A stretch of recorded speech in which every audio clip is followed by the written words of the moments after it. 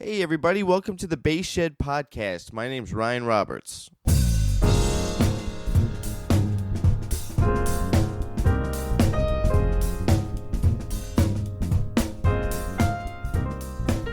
How you doing, folks? My name's Ryan. I would like to welcome all the new listeners. Thanks for checking out the podcast. You can also find information at facebook.com/thebassshed, Twitter @BassShed, Instagram @TheBassShed.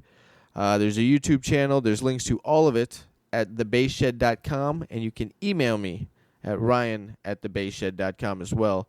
You can sign up for the newsletter that goes out probably a couple times a month, right? Letting everybody know what's going on with the content on the website as far as upcoming guests on the podcast.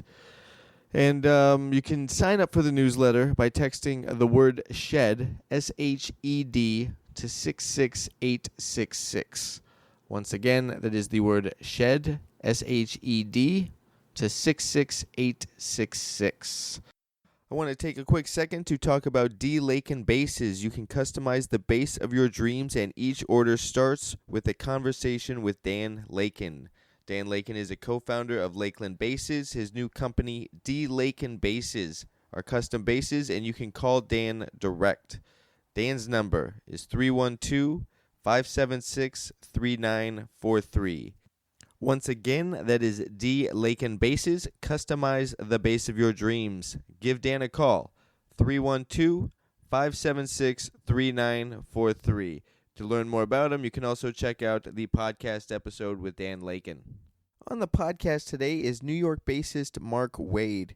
Mark Wade is just recently his second time being on the Downbeat Readers Poll for bass, obviously. He's among amazing company and a bunch of legends, and that's he's very humble about it, and it's very, very cool, very cool. The thing with this episode and my conversation with Mark that you'll hear us talk about at the front end is we had recorded an interview, I don't even know, maybe a month and a half ago, maybe a little longer than that. And we did, kind of this arc of like where he came from and inspiration and all that and what he's up to now, and we talk about his trio. They have a couple records out. The second one is called Moving Day. We talk a lot about his trio and composition and things like that. We did that on the first one. Now that file got a little dinged up. All right, we had recorded a Skype call and the audio wasn't great, and I wasn't able to use it, so we did it again. And if you've listened to the podcast episode with Brent Anthony Johnson, I used the same app. Right, so again, I ran into the same problems with this one where the app just cut me off at about an hour. Again, Mark and I talked probably for another, probably 45 minutes. We talk a lot about composition. We talk a lot about we talk about a lot of things. We talk about the nature of playing in a piano trio. It was a really great conversation. I didn't want to rehash the information or the topics we had kind of talked about in the first one, so we just kind of pick up someplace new. And I was personally interested in his record Moving Day because, as you'll hear me talk about, I recently moved and I listened to his record during that process because I wanted to identify with that music while that was happening in my life. And I wanted to check in with that. And also I was you'll hear me talk about some other things that I was up to compositionally with scoring a film, solo upright bass. I'll talk more about that when the movie comes out. But that's not relevant right now. It's not relevant right now. So yeah, Mark is an established bass player in New York. He plays in the Bronx Opera, which we don't really talk about too much in this conversation. But I remember we did in the last conversation, and it's hilarious. When I think of the Bronx, I do not think opera. right? When I think of the Bronx, I do not think Verdi or Wagner, Puccini. That's not what comes to mind when I think of the Bronx. I think of hip hop, and the beginning of hip hop and all that. Uh, yeah, but he's in the Bronx Opera. He's playing classical. He's leading his trio, and we talk a lot about those things. Congratulations to Mark for being on the Downbeat readers poll again. That's inspiring, and yeah, this conversation was really inspiring to me. I had a lot of fun talking to him, and here's my talk with Mark Wade. Cool, doing all right. How you doing? I'm doing good, man. So we are back for round two. This is a sequel. We got to give it a cool sequel name. Podcast Under Siege, like it's a Steven Seagal movie. Yeah, right. Oh man, that would be amazing, man. Yeah, okay, that's happening then. Nice. Podcast return Under Siege. I like it. What have you been up to since the last time we spoke? Oh, what have I been up to? I'd say the usual. Just kind of practicing, playing. I've been very busy this fall. I guess the big news to report is that I got picked in this year's Downbeat Readers Poll again, so that was pretty cool. Oh, you're back at it. Yeah. Nice. Yeah, so I'm back in there, so that was pretty cool. So how you? When did that come out? Just like 3-4 days ago. It's pretty recent. So. Oh, very cool. Yeah, that's cool. What about you? What's been going on? Oh man, it's been crazy. I was living in North Hollywood and I moved to Venice Beach. Wow. So I had to do that, which has been great. Oh, good. But good. yeah, it was a necessary and welcomed relocation. Nice. And then man, gigs have just been kind of weird. Doing this musical right now that's a little squirrely. It's fun. It's really fun, but it was originally written just as a play and then adapted as a musical. Mm-hmm. So the music was written later. So I got to do that tonight, actually. And then I got asked to do the soundtrack to a movie. Wow. With just solo upright. Wow. Yeah. Very nice, dude. That's cool. Her model, the director's model, was what Antonio Sanchez did with Birdman. Okay. Where he just improvised drums to the movie. Okay. So I've seen the movie. I got to go rewatch it. Kind of look at it through a different lens. I have some ideas about how I'm going to approach this. Okay. Yeah, and I don't. Wow. There's no. Wait, how long's the movie? It's an hour and a half. Oh, jeez. No, and it gets better. The turnaround on it is a week. I have to be done by Friday. Oh my gosh. I know. Wow. Yeah. Wow. So that's happening this week. Yeah. And the only thing I can kind of, I signed a non-disclosure, so I can't talk about the film, but... Sure, no, that's fine. The backstory on it is the director's dad was a bass player out here in L.A., and she had kind of thought, wow, I wish my dad was still around. It'd be cool to... Hello? Hello? Hello? Oh, there we go. How about now? I lost you there for a sec. Sorry about that. Yeah, I accidentally hit the mute button. Oh, it's okay.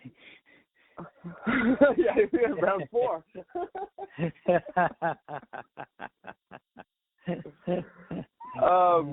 So the movie's a mockumentary, and it's a dark comedy, but shot like The Office, with these kind of cutaways. Okay. And so she just wants this kind of, I don't know. She knows. It's interesting that she knows enough about upright bass history because of her dad to, throw me some references that normally I wouldn't get. She can she can reference Christian McBride or John Clayton or somebody. Wow. Which is atypical from a film director. Yes. Yeah. But yeah, it's cool, and I think my approach is I just have to kind of look for constant characters to lock in with, and then lock into the rhythm of their speech pattern, and go from there. And then try to play the emotional content of the scene. That's how I'm going to approach it. And then there's there's some specific parts in the film where she definitely wants certain feelings and things, and I have some ideas for what those might be, but I'll dig into it more. But yeah, it's really fun. It's a fun challenge. I mean, I can't imagine that, I'll ever do this again. So it's not the kind of thing that comes up too often, right? I mean, no, it's not. Unaccompanied solo bass works, there's not right. every day. Right, improvised film score, solo upright. What? Yeah, so I'm doing that. Wow. Yeah, that, and then all the other gigs I just do. So yeah, it's been kind of a dense month, but all good stuff, I guess. Oh, that's cool, man. Very good. Yeah, there was something you and I had talked about the last time that's kind of it's stuck with me. We were talking about just the nature of playing in piano trios. Mm-hmm. And there was fragments of that conversation that have been kind of rolling around in my head. Let's kind of jump in there. I wonder, we talked about the records you have in your trio and your composition, and we'll come back to all that, and we'll come back to your upbringing again also. But yeah, how do you? What's your approach? How do you approach playing in a piano trio? Now in the context of your piano trio. So this is your piano trio, set guys, set music. It's a band. It's not a pickup gig piano trio. Right. Yeah, I'm specifically talking about your piano trio. Yeah. So for my group, because as you're intimating here, there's a lot of different ways that one might play in a piano trio. A lot of the great piano trios, even when there's a division of labor, if you will, between the piano player and other people in the band at a certain point, they tend to be piano player dominated, or because they're led by the piano player, and it's the nature of the instrument kind of leads itself because you've got the harmony and the melody, in both hands, and you've got a lot of control. Yeah, and it's got the biggest range of any instrument. Exactly. It's bigger than the drum set, it's bigger than the bass. Exactly. You've got you can go lower than the bass, you can go higher than all the horns. You've got all the notes in between. You've got all the harmony there and all the different kind of, voicings that you can imagine. And so sure, the piano trios, certain piano trios can be kind of dominated by the piano player because it's a vehicle that lends itself to a piano player really, making a statement, stepping out. In my band, obviously, I'm not a piano player. I'm the bass player. Right. So, but the one thing that a piano trio, can be, it really can be a great a division of labor where every instrument, because there's only three of us, and that means you've all got more room, right? The smaller the band, the more room there is for players, and that for me, the idea of my trio is that everybody gets the space to step out as a soloist, and then there's also this space that if even as a collective unit, if we're playing a section where no one is particularly soloing or leading, there's room for that too. There's room for the interplay. There's room for people as soloists. There's room for those moments as accompanists to do your thing. And in a perfect world, my trio sounds balanced. And actually, another review for the latest, my latest CD, which was released almost 2 years ago, or a year and a half ago, I got another review, and just today, as a matter of fact, by a guy in the UK, and I thought one of the greatest compliments that he paid me in that review is that you would be hard pressed to know who the leader was if you didn't see my name at the top of the CD. And for me, that's exactly what the concept of the trio is supposed to be. That there's room for everybody. Not a really community team. Yes, kind of element to it, where everybody, it's equalized in the sense of like everybody has the same responsibilities to both lead, step out and fall back, and kind of be sensitive to each other, and move as one unit. Absolutely. Yeah. That's, to me, that's what the trio can be, such a nimble vehicle for that kind of thing. Where if you go to the opposite end of the spectrum, a big band is not going to give you that kind of freedom, right? I mean, you're going to, especially if you're a rhythm section player, especially if you're a bass player, you're going to be working as an accompanist in a very large ensemble, which can be a very worthwhile and rewarding thing. But, for me, for my own projects, I love the idea of having to have the same responsibility as everybody else in the band as a bass player. Because, look, we don't usually get that kind of space. We don't usually have that opportunity to shine as a soloist. But then when you have that opportunity, then you have the responsibility to pull your own weight. And that's tough, right? We know as bass players that, you can play lots and lots of notes on the tenor saxophone if you practice a lot, but it's, relatively harder to play that same amount of notes and have that same, just flexibility and fluidity on the double bass. It's just the nature of the instrument, right? It's a hard instrument to play from a technical standpoint, to the same level of some of the other instruments in the band. So I love the piano trio, and I love being able to explore that with my particular group. The idea of having that space so that the notes you play are just that much more important. They matter that much more because there's no other things happening. There's no scene that you could kind of meld back into. There's no background that you can kind of hide in. Everything is there for the listener, and I think that's kind of a cool place to be, Yeah, and it's one, congratulations, I guess. I don't know if that's the right word, congratulations, but it's rare to find three people that all that are all respecting the other two, I've played with piano players that are just burning piano players, and it's but they're so dominant in the nature of the thing that it's just like, okay, my role is to just follow behind, and there's the way I think about it is these are guys that they're just going to play on top of whatever I do, and then there's other players that will play alongside me, and it's very much a dialogue. I prefer to play that way because it means they're listening. I think that's the biggest thing to me is not that the other guys don't have good ears and all that, but they're so kind of consumed with getting this thing out that I mean there's a couple players I can think of right off the top of my head that I think they listen to whoever the bass player is first and foremost in the group before themselves, and they hear every note in the walking line, and as soon as I know that they're listening like that, I know I can have, even if I'm just walking and it's fine and I'm just accompanying, I know that they're aware of it all. So any harmonic substitutions or anything I do, that they're on board with it, and they're on board with the nuance of it. But finding three guys that all kind of move like that, that's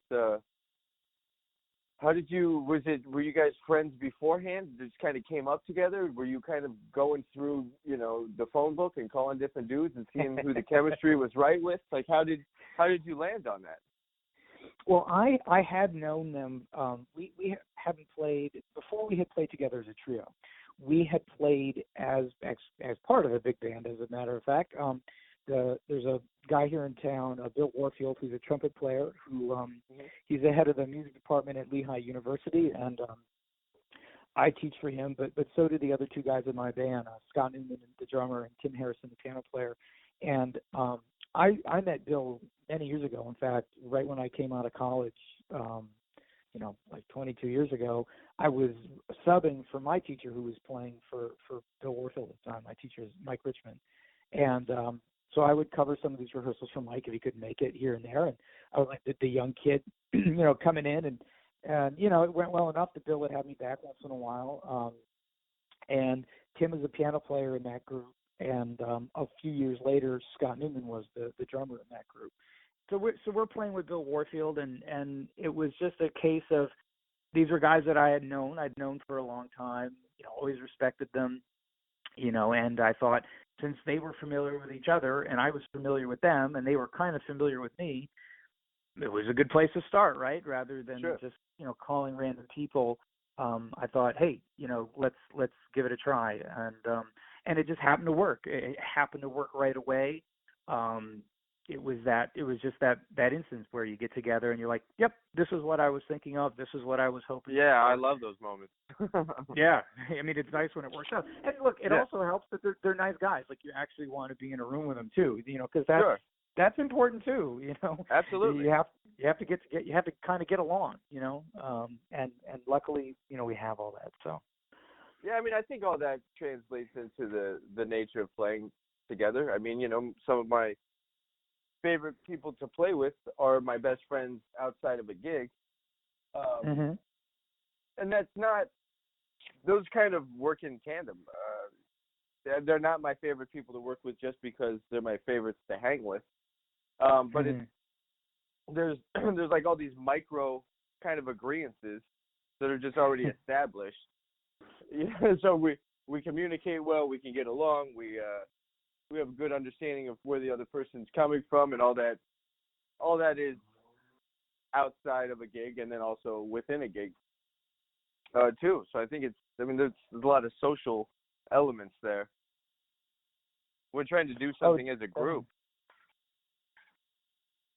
And I totally agree. I mean, you don't have to be the best friends in the world, but at the same time, you have to. Well, you think of it like if music is a conversation. Conversation is conversation, right? You have to reasonably be able to get along, musically and otherwise, to converse with people, and hopefully, you have that, both on and off the bandstand at least, So. Yeah. So let's so the record, let's plug the record that you got the review on. What's the name of the record? So the record is Moving Day. It's my second CD that the group has recorded. We did it. It was released in February of 2018. So that's less than just a little under 2 years ago. It'll be 2 years in February that it's been released, and it continues to have traction, which I'm very fortunate for. It's a CD of mostly original music. There's 2 standards on there that I've arranged to sound kind of like my music. And it's, as we're talking about the concept behind the record, the concept behind the trio, something where all of us get a chance to interact together as a group and step out as soloists, play together as accompanists. I think it was a pretty good a representation of where the band was at that time, and really proud of it. Obviously, how it turned out. Nice.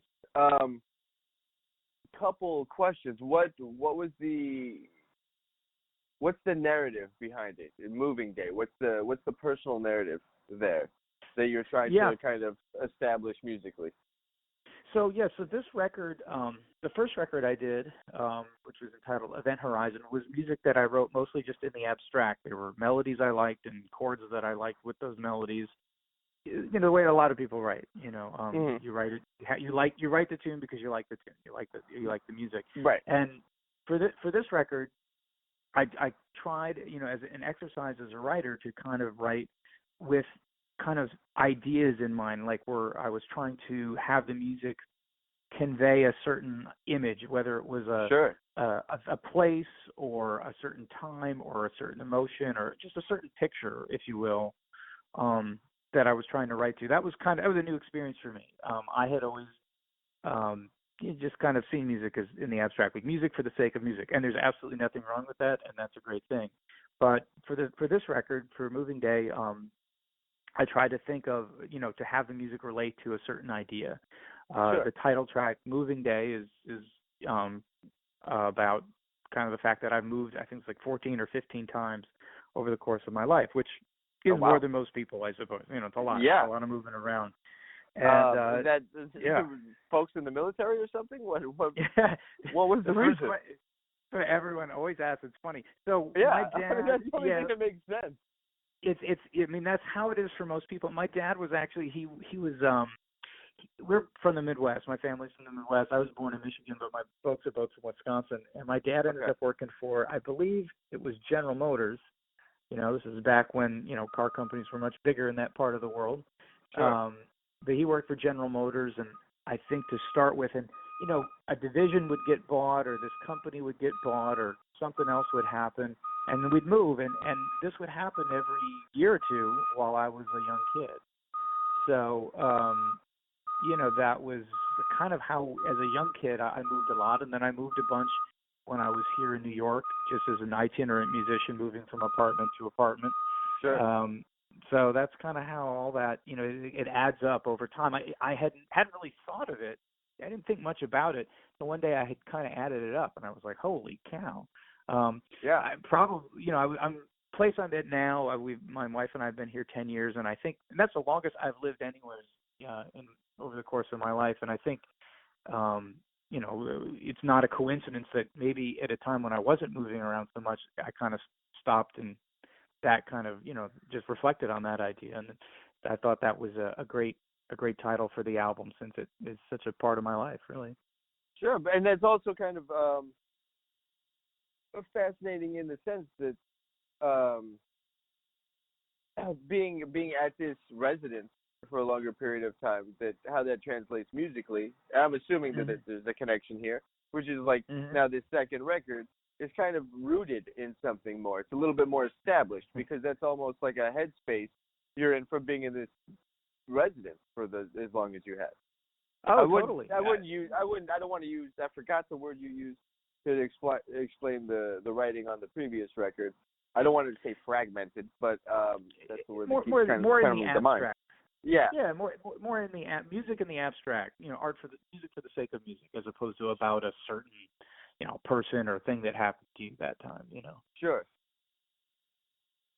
But then there was another question I was going to ask when you were talking about that, and now I forgot it. I was thinking about the moving thing. I prefer to write like that. I haven't written in a long time. Now I gotta pump out a film score in a week. Yeah, really. Yeah, you'll be writing now. Yeah, exactly. As soon as we get off the phone. Yeah. But I like that idea, and I think for me, it was when I heard Matheny's Secret Story record, and all of a sudden, it's as if Matheny had written a soundtrack, and he's putting the visual on us as the listener. Like, I mean, it's all this gorgeous music on that record, and it has a lot of imagery in it, and like my imagination just started going, and I was creating all these images to it, and then after that, and after I was processing that experience, I kind of began to think about that and just what had happened there while I listened to that record, and I'm like, man, that's intense. That's intense to write that way. To write a soundtrack and something that's so strong that it will ignite the imagination. So it's not like you're writing to a visual; they're creating the visual, and you've already, so they're a part of the process now, and so that was so captivating to me, and those ideas were that I kind of always have to write like that, because the pitfall I would fall into otherwise would be some kind of thing of like trying to prove myself, either harmonically or rhythmically, or like work out some really technical situation.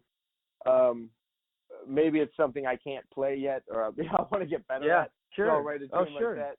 I mean, those are all part of it. That's always kind of a part of my writing. I want to challenge myself at something and have a reason to deal with these things. But so I think a lot. I write about people a lot. Like when I had a group, it was very short-lived. It was more of a crossover kind of thing. I was super influenced by Steps Ahead. I loved that band. Yeah. It was approachable music, but it was still like there's some meat in there. I never made was a great player. Also, Mark Johnson's Bass Desire record. Were those? I mean, they would just be like a 3-minute surf song with no solos, and they're just playing moods and atmosphere. And I was really inspired by all that. And but to kind of write with something in mind to convey something would be, so I would write for guys in the band and how they played. Obviously the Duke thing. But it was fun, and it gave me a starting point, which is different than just like maybe playing a chord progression or sequence that I thought was cool. Sure, This would kind of give me something to lock in with, and I had to extract that. Like on the podcast, there's a little music clip after I introduce the podcast, and it goes into like this funk thing. Like that's a tune in 9 written about the drummer that played on that. Yeah. And that tune is written about how he moves when he plays. Interesting. Yeah. So like I always have to have something to lock in, and like I really, really enjoy that approach to writing. I think the idea of, and I'm also captivated by music and geography and how those two worlds connect. Where people are either in the country or where, like I went back and listened to the record while I was moving, actually, your record. Interesting. So I wanted to see how, because I had listened to it before when you sent it to me, and I was checking it out. But now I'm like, okay, I want to give this a go while I'm moving to see how I connect with this. And it was cool. It was a really, really cool experience. Great. And a cool way to connect with the music, going through a similar thing in real life. Yeah, that was a fun process. In addition to going changing my address and all the dumb crap you got to do when you move. Telling the bank that I live somewhere else now. Exactly. All those things. So when you're writing abstract music, what is your launching pad? Where do you go to start? Do you just sit at a piano? Do you come up with a bass line first? Is it a melody that pops in your head? I know it can be any of those things, or maybe all at the same time. But where have you found the most success when writing a tune just for tune's sake that's not rooted in something? Yeah, I think for me, like it's an idea that usually comes to me kind of in my head. Some kind of, it could be a kind of groove or a kind of fragment of a melody with a certain kind of vibe behind it as a starting point, and then I actually never go to the bass to write. Because for me, like if I go to the bass to write, I'm going to end up. The music's going to end up getting bent to like maybe what I might otherwise play, normally just play for myself on the instrument, rather than maybe what I'm actually hearing in my head. Sure, like what your hands are used to doing. Correct.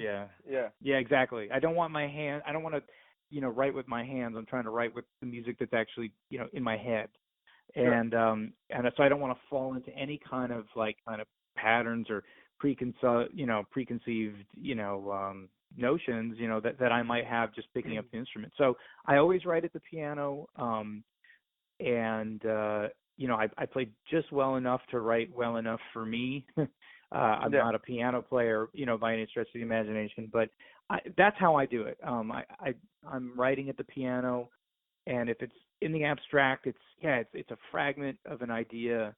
It might be a couple of notes, or something like that, and then I I try to get those notes out. I try to, really play what I'm hearing. And then if there's a certain sound behind that, you start experimenting maybe with some chords. If I write I rarely and maybe have never written a tune because I came up with a chord progression and then wrote a melody over it. I'm almost always writing from the melody first, the theme, even if it's not a super melodic idea, the theme first. So sure. I feel like I'm writing music that is I guess I want to say honest, or an honest representation of what I'm actually hearing. If I'm working on that main theme first, if I can get a theme that I think is compelling, that I feel is like, wow, that really moves me, I'm really excited by that, then I can write around it. But if I don't have a theme that I'm particularly enthralled with, then I know I'm not on the right path. Sure. I agree with you, and I think I've sometimes I do write on the bass, only because I don't have to think about that instrument like I would if I sat down at the piano. Yeah. Like well, I have to think about the piano more, and so I can just sit at the bass and sing it and just go for the note, and that's in my head, and I know I alleviate the little struggle with the instrument there. And there's still a struggle with the bass. Sure. Here and there. But when I'm composing, I kind of just remove that element. So sometimes I do write on the bass, sometimes I write on piano. The problem I've run into, and I don't know, maybe you've run into this or not, is when I come up with the melody and then I'll go harmonize it, and everything works and it sounds cool. And then I'll take it, go over to somebody's house and we'll just play through it because I want to hear it in real time and see what happens, when we're actually playing it like a tune. And it's not fun to play over. Yeah. You get there man, that sounds really cool. This just isn't fun. This just isn't fun. Whatever it is, like the form or the changes, this is not that fun to play over. And it's just, and I'm curious how, if that's happened to you, and then what you do in reaction to that. Like sometimes I'll go back and try to rework the tune. Sometimes I've gone back and reworked the tune so much I think I lost it. Yeah. It's been under the microscope so much that it's not even what it was initially, and I lost all the elements that I did like. Yeah. And so then I just have to scrap it, or there's a couple I've just had to set aside for a few years. Like I'll come back to that after I grow as a composer a little bit, and maybe I'll check in with it, see if I can do something with it, or maybe not. Maybe that one's just a near miss. Yeah. Oh, I've totally had that same experience. I mean, I have a tune that I finished writing, I don't know, maybe about 6 months ago or something like that, and that had been sitting partially sketched out in a notebook for a couple years. And I came back to it, and I knew it was good enough. I had gotten just a little ways with it. Like I had kind of a concept and an opening theme or whatever, and I couldn't get past it. I couldn't, it just wasn't working. I knew it was good enough to not throw away, but I also knew that it was just time to move on to other things. I was writing other stuff that was coming out better. And, I left it there. And sometimes I think you got to come back to it later. And I'm glad I did. I mean, it was certainly a much better tune because I waited. I made choices that when I came back to it, I absolutely would not have made the first time. And I like the choices that I did ultimately make. So sure, and that's something that actually it took me a little while to learn. You're talking about the writing a tune and having something be uncomfortable. When I first started writing music, I started writing music actually when I was in college, like my junior and senior year of college, and I was taking jazz composition lessons from a wonderful piano player, composer and arranger, Mike Holliver, who's here in New York City. He has a great big band. He's a tremendous musician.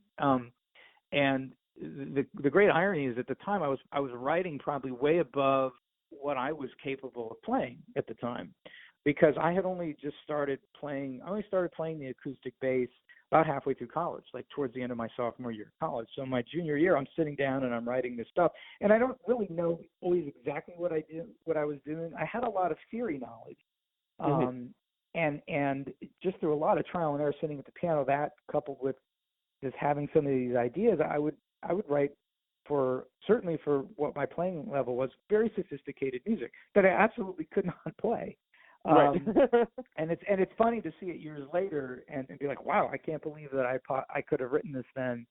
So it's a funny thing. Like there was a case where like I had completely written tunes that I had to put away for years before I could even really play them the way that I was hoping to on the bass, whether as a soloist or whatnot. But but at the time, like I didn't know any other way of writing. Like you wrote the tune, like you started at the beginning and you wrote to the end, and that was it. And I didn't really do any revisions. Like it was what it was, and then I wrote it and I put it out. And when I got back into writing years later, because after I got out of school, I was just focusing on being a sideman and playing, just being a bass player. Like actually working and making a living. Imagine that. But when I did get back into writing again, years later, it took me a minute to realize, like I'm, also now being a little older, being a little more mature, and remembering some of the stuff that Mike and others had said. That as a writer, I guess I was always worried about it had to be perfect, whatever that meant. You can, whatever that's supposed to be. But like I was maybe. I wouldn't just like sketch out an idea, and if I had an idea it didn't go anywhere, a lot of times I would dismiss it. But then I realized the power in like, keep your sketchbook. You write down a few measures that you like. Save it. You don't know what to do with it. Well, you might later, and it might. I have a folder full of just little ideas. Yeah, I mean, some of them are like ostinato bass line ideas. Some of them are little melodic. And I forget that I even have the folder most times. Yeah. Until I come across it, I'm like, oh yeah. And then I'll open it up, mostly just for like almost novelty. I'm not opening it up to actually dig into it. But I'm like, oh yeah, man, I really gotta, note to self, I really gotta do something with that. All right. And then next thing you know, I don't. Yeah, but still though, really, I mean, it's because you never know what you're going to run into with that, and that's I've found that, like, as I've just been taking a more mature approach, I suppose, to this stuff, is that I'm not as hard on myself if it's not working out right. I'm not as, I mean, it's a fine line. You of course you have to be critical about what you're doing. You don't want to just do it and not care, and it's such a fine line that whether we're players or we're composers, that's that fine line of being subjective and objective at the same time, and that's it's almost impossible, right? I mean, you're constantly trying to strike a balance, but so you want to scrutinize your work, and if you're writing, you want to scrutinize your writing. Is this melody? Is that really what I wanted it to do?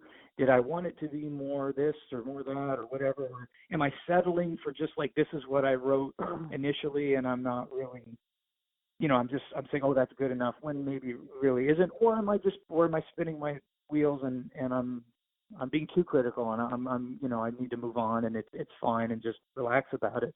But if you write stuff down and you don't like it, again, that idea of keeping it for a rainy day, when that can be something that actually works. I mean, I have a few of my new tunes that I have planned for the next record, which I'm working on. Nice. They've come from just those things, and maybe in the past I might have missed those ideas, but now I'm maybe a little more trying to relax a little bit more about that approach. So then when you do write a piece and you're gonna sign off on it and like, yeah, that's done. Yes. what is that process to get you to kind of release it? And like release it in your your mind, mentally, release it emotionally, like, yeah, that's it. Mm-hmm. I'm stepping away. I'm stepping away. Yeah. I would say, I mean, you have the process of like you're sitting at the piano writing stuff down, and then you sketch out ideas, and then you might have all the ideas in your head, done. I think once I have put pen to paper, so to speak, and there's like an actual chart, and that chart is now a thing I could hand to somebody. It's not just an idea in my head anymore. It's not just like, oh, you could sort of read through like some sketches on some scraps of paper. It's an actual piece of paper with instructions on it that you could hand to musicians and it could be played. That's usually when I'm like, okay, good, it's done, and it feels done to me. That's kind of what that there's. I don't know how to explain that feeling, but like, and it's not just for me completing of having a chart. It's there's like kind of like this emotional closure on the idea, on the musical idea. Like, okay, that's taken care of now. That's appeased. That's at rest, kind of within myself. And the tune lets me know that if I'm playing through the tune, or playing through it with somebody, like, that's done. We're good here, because if I think about it too much, I have the problem of being more heady about the situation than I ever need to be. Oh man, I could add this here and I could do this here, and then what if I put this as the bass note? Or what if screw that? What if it's a pedal? What if it's in 13? What if it's exactly. And it just goes down this rabbit hole. And then I was just trying to write a riff blues, and all of a sudden, it's orchestrated for a non-net. Like, I don't know what happened. Exactly. Right. Yeah. And I just keep pushing it because I like the creative process, and I have to remember, like, to check in with it. Like, all right, how are you doing, song? Like, are we good here? Okay, cool. Because otherwise, I'm just gonna keep flipping this over and kneading the dough until it's and I'm just gonna overwork it. Oh yeah, and that's always, I think, the danger. To me, I always think of that it's the same thing you're describing. I think of it in terms of like it's the small picture and big picture approach. Like there's times when you have to like, I'll obsess over like a measure of like, is the note going to be on this beat or that beat, this beat or that beat, this beat or that, and you can go over and like, and you're playing the idea over in your mind. You're hearing your head like, no, the hit should go on this beat. That's so, and maybe maybe rightfully so. That just I do think that if you are really specific with little details in the song, that can matter, as long as you always remember like that big picture thing. Like, okay, what is this song? What is this trying to do? Am I trying to? Is it a song that is going to be have lots of space in it? Is it going to be this song that has this expansive melody that has this kind of certain kind of vibe to it? Whatever, it's any number of scenarios, right? That your individual song that you're writing might be trying to get across. And then if you keep those in mind, and then you look at the small details, you can be like, oh, you know what? It doesn't matter. None of this matters. Right. This is not important. Or oh no, it really does matter, and it needs to be this kind of thing because you've started to drift out of your lane, if you will, and started to maybe get into like details that like, I'm no longer really writing this song anymore. I'm writing another song, and these elements don't belong in this song, and that's hard to do sometimes. It's hard to keep that. Keep kind of perspective. I think I've written a couple tunes. One is the song I wrote probably 10 years ago, and it's about a character in a painting. And so like there's this painting by Edgar Degas called Absence, and in the foreground, and I like that period of the visual arts, like impressionistic, French Impressionism, all that stuff. And so this is from that period. And in the foreground, there's this woman just, strung out on absence. And to her left, there's this dude that is not strung out. And like, I got really curious about that guy. Like, who is this guy? Did he set her up to it? Like, what's this guy up to? I don't like his intention. And it's an amazing painting because it made me ask all these questions about a supporting character in the painting. Yeah. So it provoked a lot of thought for me, which, I mean, brilliant work. Yeah. So like then I tried to create. I wanted to tell his story a little bit. I wanted to imagine what his story was, and so I started writing this tune about him. And that's one that I don't know if it's ever really quite landed. Like I've gone over time and time again, so that's part of that process. But I had the visual to always check in with.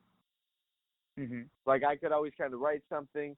Maybe I get a little carried away or overanalyze something or get a little too heady, and I could always go back to the actual visual of it and check in. It's just kind of a North Star to keep me on track. That was really helpful in a sense of to not get not to wander too much out of my lane. Because that's a problem I really struggle with writing. I mean, it just staying focused and staying kind of in that headspace, and just in that whole emotional posture of like, this is what I'm hoping to communicate, and making sure that gets delivered without it getting squandered by me over theorizing something. Yeah, no, I think there's the idea of like, oh, suddenly it should be in 13 and it's suspended this chord and like that's, I think that's something that everybody is like, we're all prone to that, right? Because you spend, it's the same concept of like you can practice a million years to have tons and tons of chops on the instrument, but the whole point is not to use them all the time. Right. Like it's when you use them. It's that you can use them if the situation calls, which is better than if the situation calls for it and you can't do it. You're like, well, geez, I have to learn how to do that. But the problem is for all of us that you spend all this time learning how to play your instrument, at like maximum, peak efficiency and notes per second, for that aspect of it, is to not use that all the time and know when you should not use it at all. And I think the same thing is true as a writer. Like you learn all of these musical concepts and you understand the concept of 13 over pi or whatever magical chord combination no one's ever heard of, right? Right. I'm gonna reinvent harmony. Exactly. Like and that's and we're always like, I'm gonna just rip a new hole in the universe here with like my amazing concept. And in the quest to do that, like, realize that maybe the best thing to write here is C major, and that'll be the most impactful thing that you could possibly do. And it's hard to do that. It's hard to write simply and effectively. Sure. And because if you it doesn't mean that you can never write anything in 13 or whatever or amazing, chord that you invented. But if you feel that if your vehicle for composing is to only go down that road, then it means you're really maybe not all that skilled as a composer. Great composers can take two chords and make it sound like you've never heard 1 to 4 before. Or some chord progression that we've heard a million times. You're like, that chord progression is amazing. What is it? Oh, it's like a 1 chord and a 4 chord. Oh, it's because of how they used it and how they framed it and where it came and what context and all that other stuff.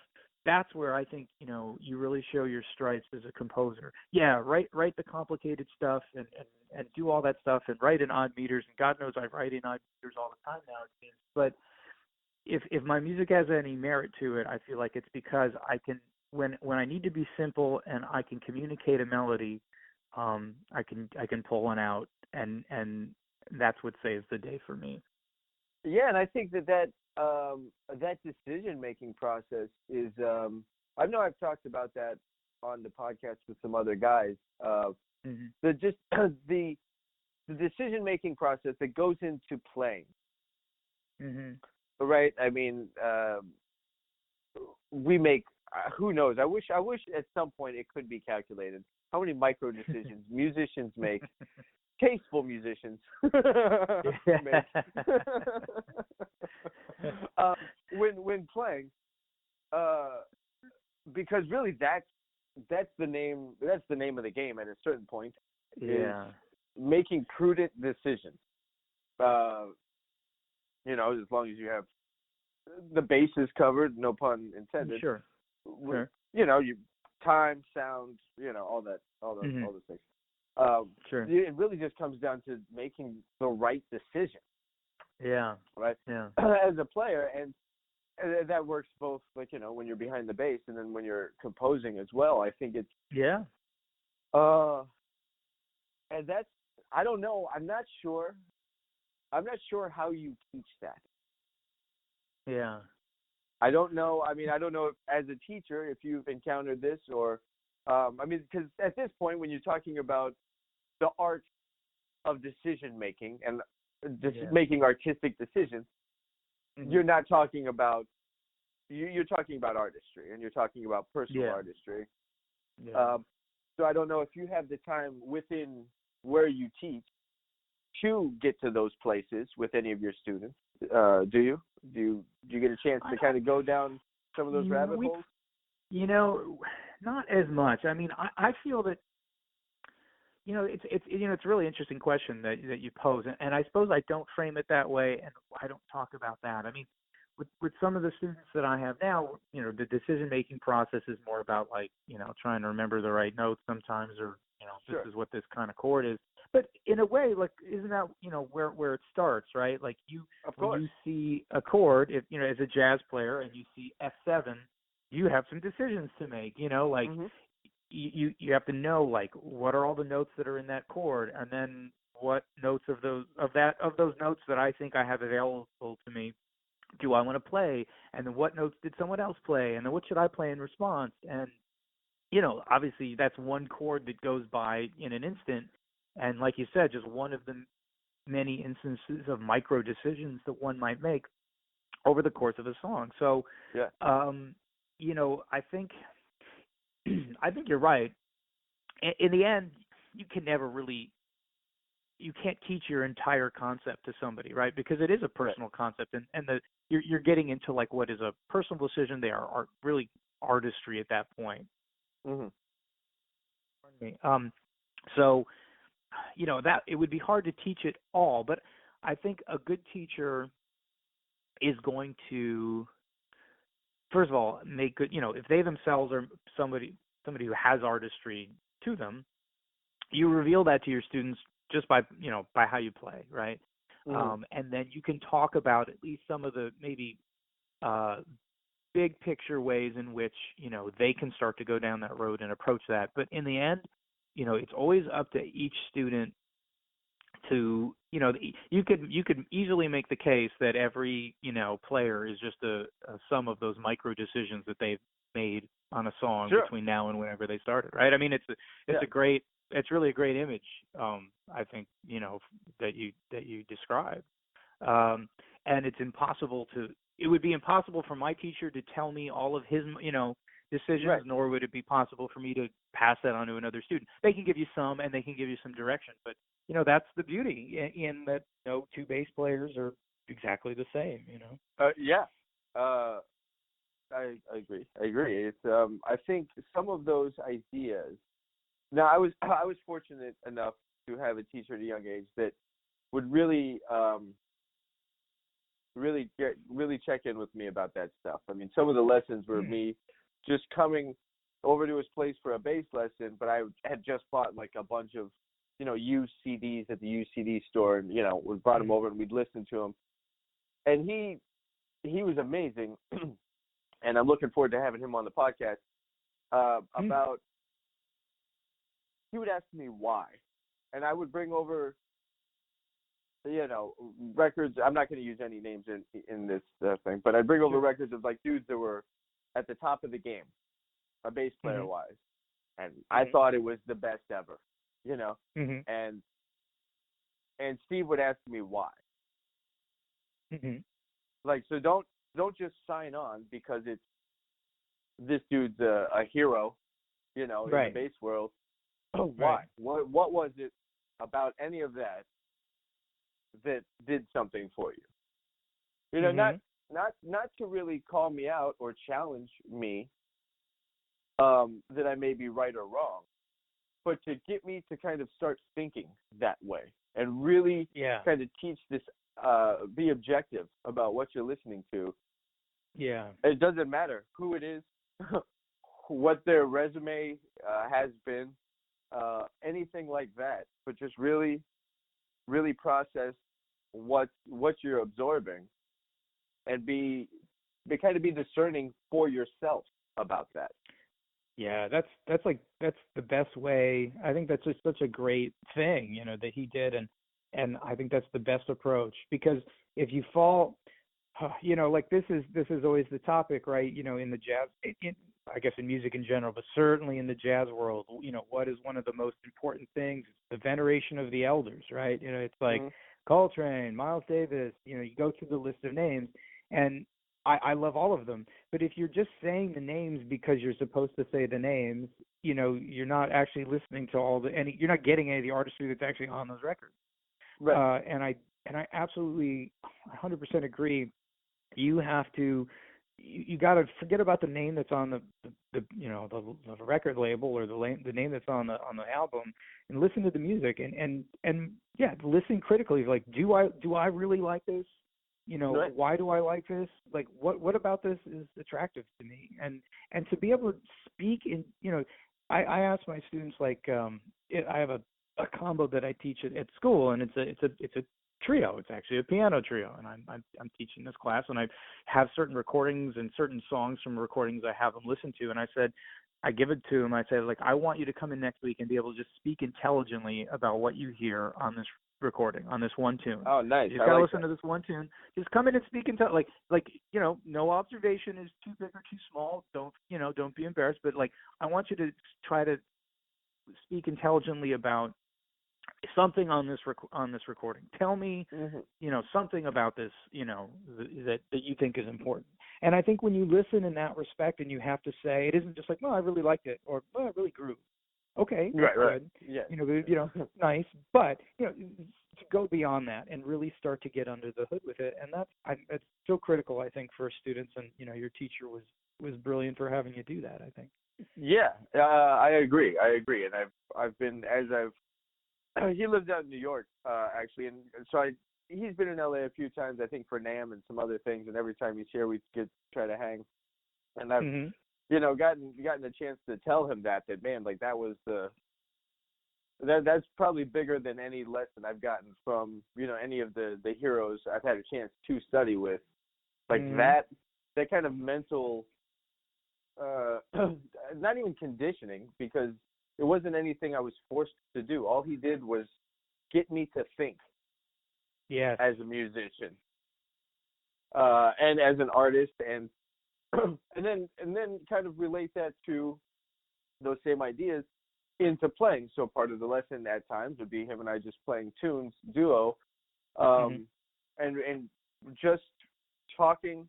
We'd play through it, and then we'd kind of have some commentary on it, and the idea of just making the most effective musical decision, in real time, based on what the other person is doing. And, and however old I was at the time, like 1920, somewhere in there, being able to think like that was cool. But then I didn't have the, I didn't have the toolbox to really pull from. Sure. So, I had an 8mm wrench. Like, cool, let's go rebuild the carburetor. Yeah, like, I'm not completely equipped to do the job.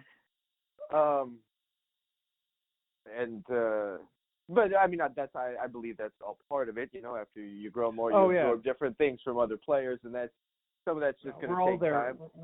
We're all in that same position, whether people want to fess up to it or not at some point or another. Especially in the beginning, we're all in that position. So yeah, me too. Yeah, same thing. But it's being able to think like that, I think, was the biggest thing. And I've had some private students over the years that I've tried to go there with, and I don't know if I've ever really found a good way yet to communicate those ideas. And because there's the theory aspect of playing music, whatever genre. You're dealing with chords and you're dealing with rhythms, and there's a theory to both of those elements. So you have to understand that. You have to understand, if you're playing jazz and you're walking a line, okay, there's some fundamentals in line construction about making sure all the changes are heard.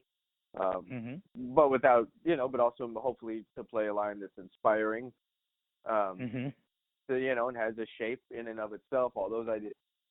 But at a certain point, like, it's hard for me to teach.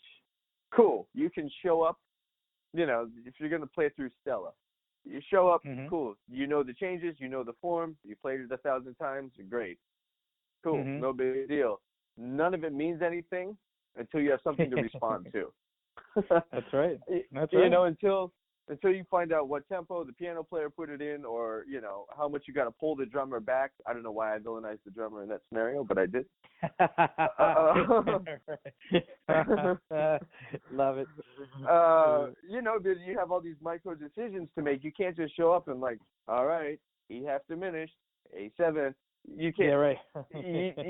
you with these kind of blinders and just stick in your lane. Like, you got to know all that stuff and then just not think about any of it.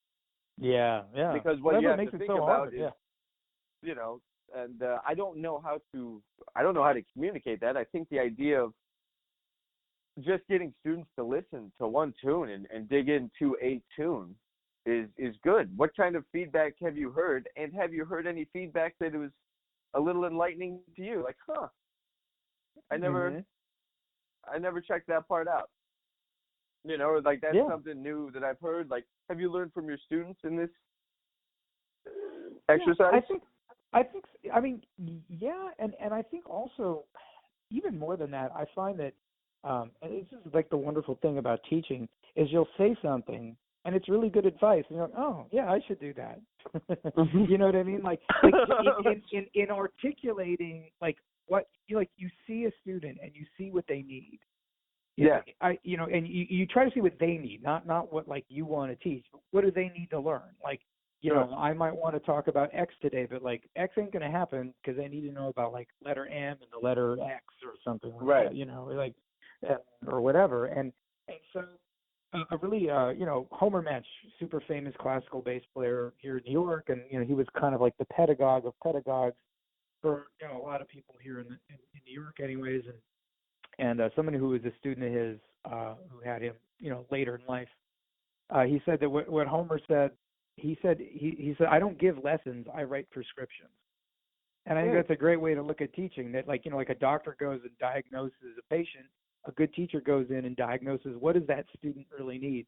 And in doing that, I sometimes, like, if I'm really concentrating and I'm really trying to do that, I'll say something to that student about how to approach a certain musical problem that I hadn't really thought of before, and I'm like, well, that's a really, really great idea, because maybe I wasn't having that same problem, so I didn't need to look at it that way, but I was forced to look at it from the perspective of someone else who was coming at it from a different place than me. They're at a different, when I was that age, they're in a different place with this one than I was. Maybe they're behind, maybe they're ahead, maybe they're just looking at it from a completely different perspective.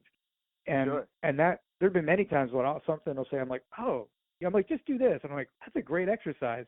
How did I think of that? Like, I had never thought of that before. It just kind of comes out. And I'm like, oh, I should practice that too. It's a great idea. Right.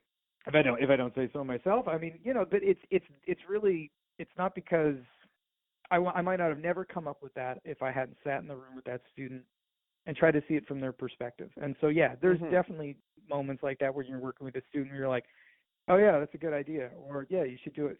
They say, how about we do it like that? And you're like, yeah, I was going to say something else, but let's do it like that, because you're right, because it's a good idea, for sure. Yeah, I think that's what was kind of fascinating, is you hear all these different opinions from the different walks of life about one thing. It's almost similar when you brought that up about everybody checking out the same recording. It reminded me, like, I just saw the movie The Joker, I don't know, like a week ago or something. Okay. I haven't seen it yet. I want to go see that. Brilliant film. I would recommend that to anybody listening. I think it's a brilliant film. But I was talking about it to a couple different friends, and one of my friends works in mental health. And there's a layer of mental health to this film. And so her perspective on it was completely different from mine. Mm-hmm. And she pulled things out of what we saw. We were talking about specific scenes and like, oh wow, I didn't even catch that.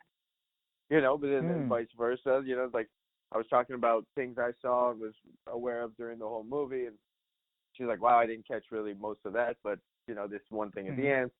And I love that because it's all just, a brilliant piece of work. Trio, a painting like the Degas thing. It's got layers to it, and we can. I'm gonna listen like I listen. I'm gonna check in how I check in. Okay, what's going on here? And I kind of, just go down this list about how I listen to music, and it's going to go through this way. But someone else, and specifically somebody with, it should go either way. I almost think someone younger in their musical career almost has this childlike innocence where they're gonna. That's right. They're gonna pick up something that the crusty old man Ryan Roberts didn't catch. Get off my lawn. Exactly. I'm just stuck in my ways. But they have this innocence about their music where they're just, and maybe it's the first time that they've heard. Actually, what was it? What was the track that you? Is it always the same one, or did you just pick different trios? There's a few different ones, but I think there's the one that I always have everybody listen to. Is a track, is an Oscar Peterson track. This is actually not a trio. It has with Milt Jackson on it.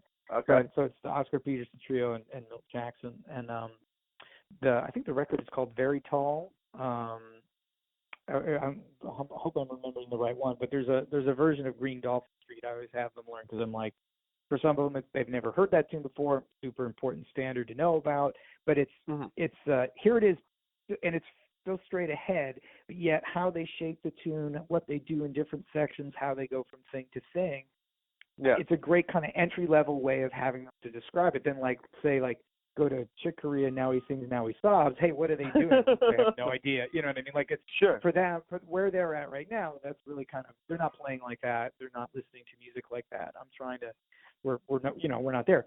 That is, I do have them listen to a track on there just so they get some perspective of hey, here's Oscar's trio just swinging straight ahead. And here's somebody who's not doing that, and they're doing something very different. Right. So you have some perspective of here's how things can be. And I think actually, at least, even if you can't, listen to, a Chick record from that era and just be like, oh yeah, I totally understand the whole concept, and you could just step into the trio and play yourself. Just at least being aware of that music, I think, helps give you that much more perspective on the music that isn't like that is super straight ahead, something like an Oscar Peterson trio. Sure. Because it's important to know what things are. It's also important to know what things aren't. Exactly. And I think, it's why I think for all of us, just in general, if you're, even if it's not music that you ultimately decide that's what I want to devote my time to, at least checking it out and knowing what it is. You can't make a decision whether you like something or not if you don't listen to it. How can you say you don't like something if you've never even heard it? So sure, whether you like it or not, it's good to listen to things just so you can, rule them out or rule them in, or just rule them or not make a rule yet, or just say I'm not sure. Right. So I think that's important too, even if it's not something that you can instantly absorb right away. Yeah, I think specifically in relation to those two piano trios, you got Oscar Peterson, even as far as Bill Evans. I have a kind of an interesting history with that piano trio in general because I loved it, but I had no idea what was going on. I'm learning my first standard. I'm learning Autumn Leaves at 17 or something. Sure. And so I went out and bought a bunch of the records and where I could find Autumn Leaves on it, and just check it out. One of them was I think it was Bill Evans at Half Moon Bay with Eddie Gomez. Okay. Where Eddie plays the melody. And I was like, all right, I got that part. Then what happens? Yeah, right. Those are big concepts for getting started, for sure. But and then I was always at this weird thing, well, I want to be hip, right? Like this is what maybe every jazz student goes through, or every jazz musician.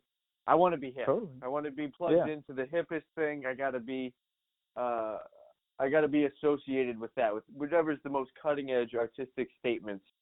I got to align myself with those ideals. And so I didn't find the value in Oscar Peterson till way later. You know, because on first listen, Ray's just walking. Like, I mean, he's got some beautiful, you know, like timeless record We Get Requests. Like, he actually sets up bass parts on that record, which I love. I mean, it's still very much loose and in the moment and all those things, but it's a little bit more of a part. Specifically, I'm thinking of Corcovado. And it's like, okay, let's not what LaFaro's doing. LaFaro's all over the bass. He's doing double stops. He's got all this. You know, and it doesn't necessarily fall in line with any pre-diagnosed, this is what the bass does thing. You know, totally, And so it's like, all right, well, I got to be hip, so I got to like LaFaro. I got to love LaFaro because I got to be hip, and that's the only way to be good is to sound like Scott LaFaro. Right. There's that. I mean, yes, if you can sound like Scott LaFaro, fantastic. Yeah, no, that's really good. Right. Yeah, that's not a bad launching pad. But then also, to kind of bring it back to decisions, that's just one element of playing that can inform a decision. Like that trio had an identity that was built around those concepts in which Scott could play like that. Yes. I've also, it's been kind of crazy. I'll have to share some of these records with you when I pull up the names of them. I found some old records with Scott, like just walking. One of them's a Milt Hinton record. Wow. And it's, I think, a quintet. Like it's Scott just playing normal bass player stuff. Wow. I'll shoot you those records as soon as I track down whatever I did with those titles. I wrote them down for my little transcription, Scott LaFaro transcriptions. I wanted to transcribe Scott's walking line because everybody knows the stuff he did with Bill and Ornette. But let's take a look at what he did walking wise. Yeah. I'm interested to dig into that when I get some free time. But yeah, like you can make decisions if you can check in with LaFaro and you can check in with Ray. Yes. I do think if people that want to pay the bills playing the bass, play like Ray. Yep. Well, that's at least one thing you got to know how to do. You got to know how to do that. Yeah. Yeah, I mean that will keep you working. Just feeling good, walking the bass line. There are those things, and there's a lot of people that do that. You know, there's a lot of generations that just check in right there, and they've had nice careers because of it. Sure. I don't know. Maybe it's kind of that objective thing. If I want to listen to it, I'll listen to Ray. Yeah. I sound like a dick, but you know, like I don't want to hear someone quote somebody else all the time. Like if I can hear like some Ray in your playing, awesome, cool, of course. Ray needs to be acknowledged within the lexicon of bass. But let's not just stop there. You know, I mean, you can clearly hear it in guys like George Mraz. You can hear all that if George Mraz is playing, but he's got some other stuff going on too. Yeah, it's fantastic. And I prefer that. I think I got off track from my tangent on that. Well, I mean, to further you on your tangent, though, I mean, like I have to agree with you, though. Like, you know, there's, and I hear it the same way too. Like, you know, I started learning how to play the bass. Like, you know, listen to Ray Brown and listen to Paul Chambers. My teacher, Mike Richmond, had studied with Paul Chambers, so like, you know. I didn't know that actually. Paul. Yeah, he did. He studied with Paul for a little bit, and I remember he said I was going through Mike's book for a little bit. I loved his book. Oh yeah, the book is really great. Modern Walking Bass Technique, Volume 1. He never did write a Volume 2, but seems climactic. I like the cliffhanger. Yeah, it was a cliffhanger. I mean, Volume 1, I mean, he was, there's that book there's so much in there that, like, I guess he didn't really need to write a Volume 2. They're very, they're very advanced bass lines.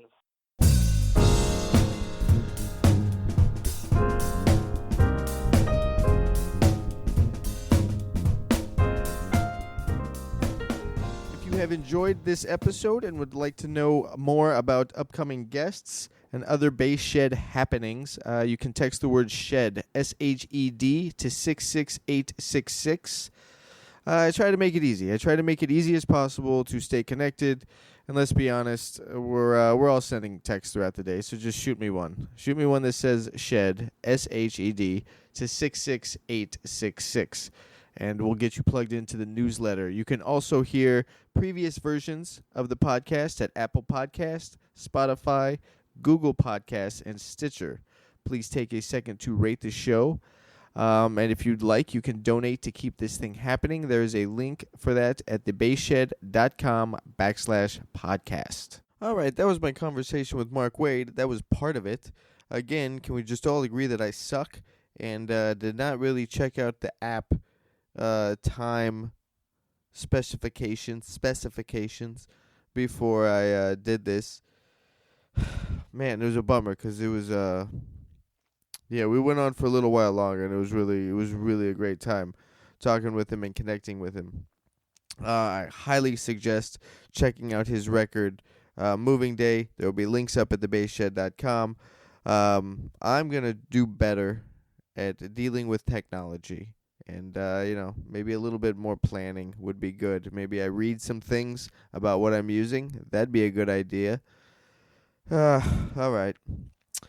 Well, that's what I got. And I apologize to not only Mark, but I apologize to all of you for not, that you didn't get to hear the whole conversation, because it was a really good one. And also the one that never got used, also a good one. It was great kind of doing the phone hang with Mark, and I really like and agree with so much of his perspectives about music and trio playing, and where he's coming from with the music and his writing. That's his story. I'm sticking to it. My name's Ryan, and I'll catch you on the next one.